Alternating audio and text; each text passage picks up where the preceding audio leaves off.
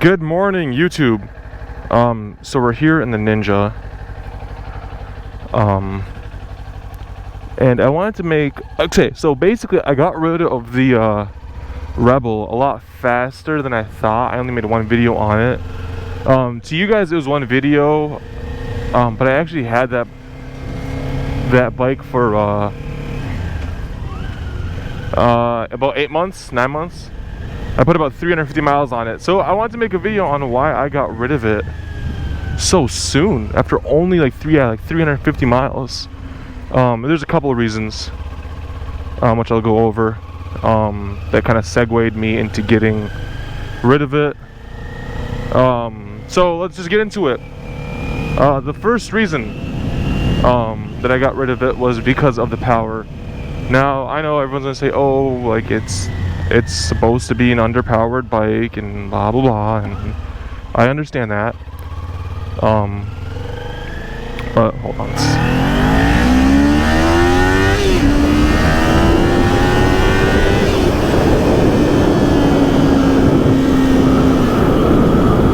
And like, I understand that it's supposed to be an underpowered bike. Like, don't get me wrong, it's 300 cc's.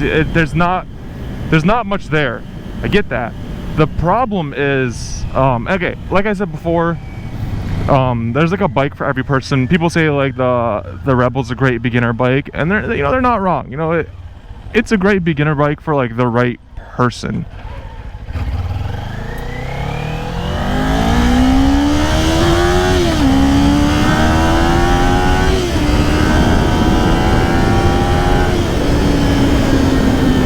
So the Rebel is a great beginner bike for the right person. I describe the ideal person as somebody that like is like strictly city driving. So we're gonna do my drive to work right now, which is what I do. What I ride the Ninja and the Rebel for 90% of it, which was this ride right here, right? But the Ninja, I mean the Rebel, okay. Top speed's like 85, right? 0 to 60 is like 9 seconds. Like, it's not powerful by any means. I understand that, but it got really questionable when I was trying to like pass people. Basically, you couldn't pass people. If you're going like 45, 50 already and you try to get into a different gear to pass somebody, yeah, that's not happening. I was on like highway, we were going like 55, I was behind a truck. I was like, oh yeah, I'll just downshift and pass and like skirt to the left, and I see a truck coming, an F-250 on my left side coming up on me. So I downshifted to fourth and gave it gas, and I'm flooring it, and the F-250 was still closing in on me, and it was fucking terrifying. I get it. Can it go on the highway? Yes. Do you want to take it on the highway? No. Not because it can't maintain 70, but it can, but because it's like dying to do it. So we're about to get on. So this is up ahead's usually where I make a left turn, and it's more like still like city streets driving. But yeah, we're gonna jump on the highway instead because of the construction.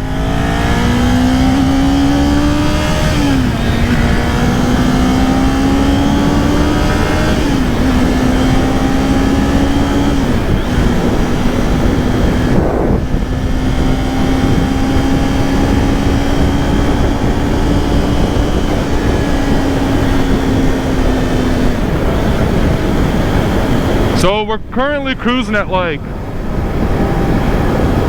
70. We got it up to 85. Like, she's in 6th gear. We're going 70 miles an hour. We're at not even 7,000 RPM. Oh, good Lord, oh Lord, oh.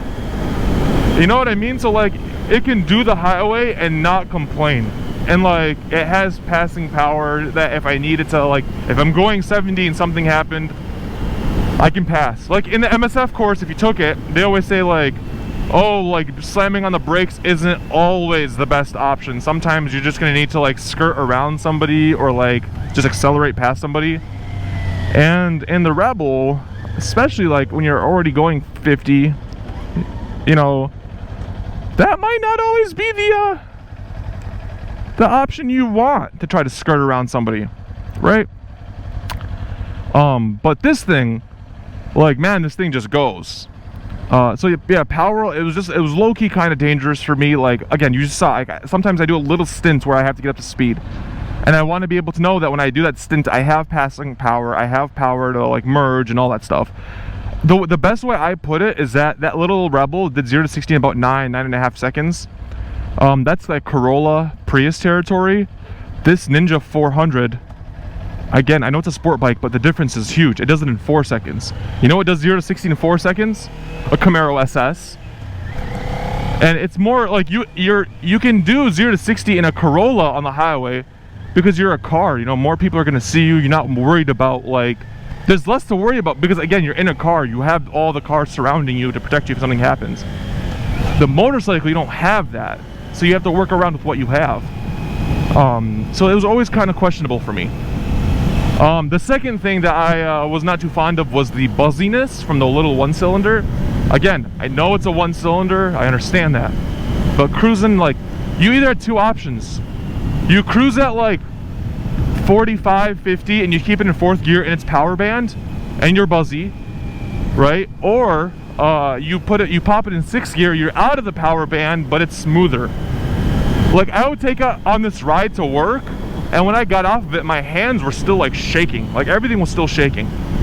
My ass was still shaking. Like, I don't have an ass, I'm basically all spine, so, like, you know what I mean? Like, I was still shaking when I got off of it, which is not, it just wasn't comfortable.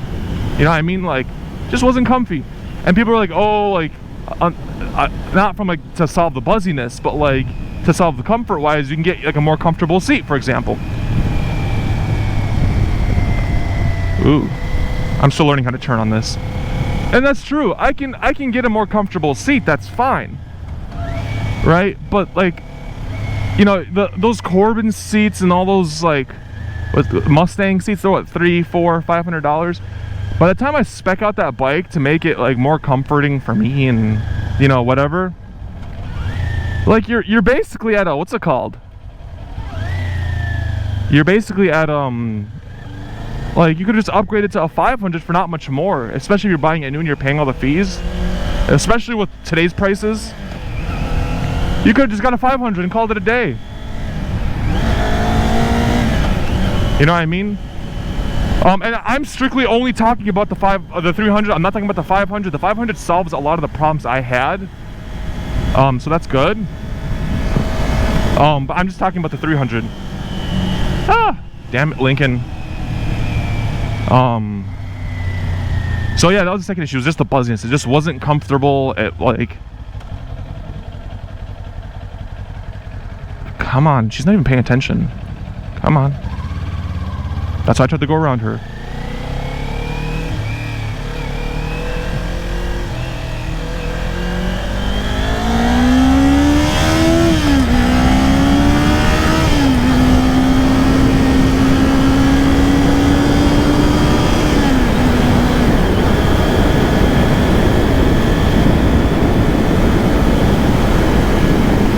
So yeah, like I said, like, this thing has plenty of power for me to pass people, for me to skirt around people. It's more comfortable, it's less buzzy. Oh, the shocks. This is going into comfort too. When you hit a bump, I just remembered because I'm hitting all these bumps that I normally always hit. Back to me not having an ass, like, when you hit a fucking bump, like, it just annihilates your ass. Like, it fucking hurt. Like, that rear shock, I think it's adjustable, but, like, I don't know what that means. But, like, every time I hit a bump on the way it was set up stock, like, it lifted my ass off the seat by about 2 to 3 inches. And it's just not, it wasn't comfortable. You know what I mean? Like, I get it's a bobber style and all that stuff like that, but again, it's back to comfort. For me, 6 feet tall, 180 pounds, it was popping my ass off the seat. Wow, this feels amazing. So, I live by an isthmus. So we have two big bodies of water on each side of us, and this is the town's perfectly in the middle of them. It goes all the way around. Like, this bump right here would have just, like, annihilated my ass. That sounded so sus. But oh, this feels so nice. But yeah, like, I'm taking this bike on the normal ride I take on my Rebel, and instantly this bike solves 90% of the problems I had. When I actually test drove this one, again, it solved like 90% of the problems I had with the Rebel 300. Now again, The Rebel 500 is a complete different bike. Like, I still think my ultimate bike would maybe probably be an Indian Scout. I love those bikes. I love the way they look. I rode one for like a mile. It was terrifying because it was powerful, but like, you know, once I get my reins on this thing, like, it's a very plausible upgrade.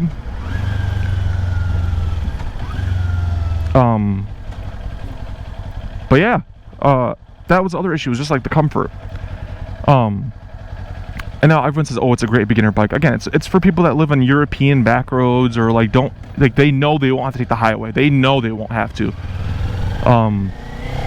They don't live in big city life, or they live in big city life where there's like nowhere to go, basically.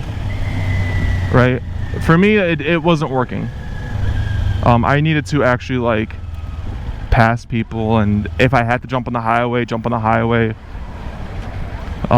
So this thing solves a lot of those problems. Do I think the Rebel's a great beginner bike? Yes. Do I think it's a great beginner bike for everybody? No. I still think that there's a special group of people that the Rebel's better for. To say it's a generalized great beginner bike like this thing's an excellent beginner bike. There's just enough power. It doesn't get away from you. And it has a lot of things the Rebel has, where it's like, you know, nimble, it's easy to learn on, slipper clutch, it's forgiving, throttle's very forgiving, brakes are forgiving, but they're great. But yeah, I mean, like, this thing's, you know, light years ahead, not in terms of just power, in terms of just like a lot of other things.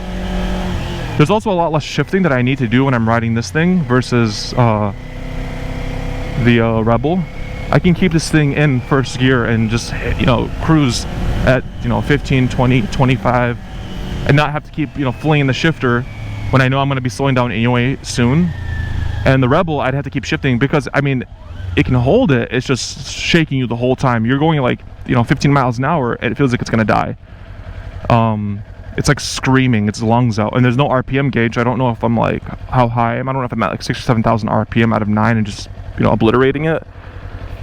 But again, you know, like this, for me and for my purposes, you guys just saw my drive was, you know, a little bit of city, back roads, highway. It's a mix. Most of the time it's more city, actually. If I didn't jump on the highway, I would have taken the city all the way there, or the side streets all the way there. But you guys saw my drive. It's a great bike. You know what I mean? It does what it's supposed to do. I love it.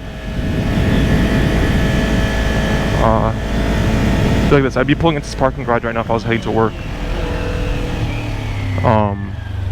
Oh, I couldn't tell you guys how many times my Altima like got stuck on this like little incline in the snow.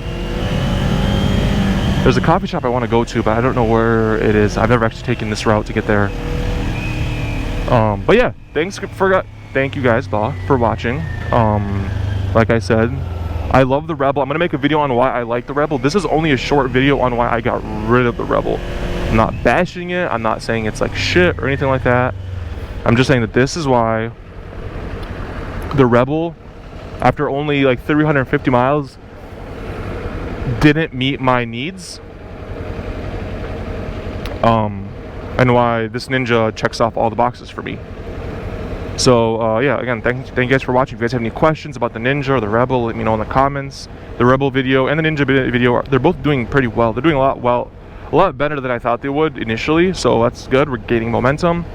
So yeah, ask any questions. I don't know if you guys look at my other videos. I respond pretty quickly and to basically almost all the comments. So yeah, just ask away, guys. Thank you guys for checking out my channel. Subscribe.